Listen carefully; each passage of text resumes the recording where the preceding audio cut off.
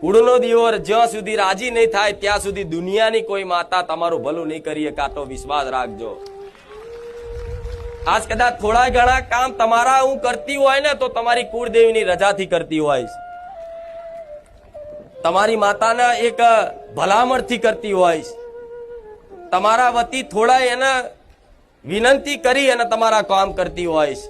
અને જો તમારી કુળની માતા એમ કે હા મારી વસ્તીનું આ કામ કરજે, ત્યારે મારા જેવી મેલડી કામ કરે, નકર હું બેકાર.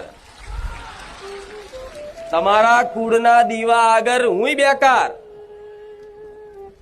તમારા માટે સર્વોપરી તમારી કુળદેવી, મારા કરતા બી મોટી તમારા માટે તમારી કુળદેવી.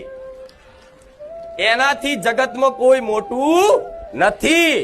તમારા માટે, પોતાના માટે, જે પોતે એની કુળદેવી જે માનતો હોય એના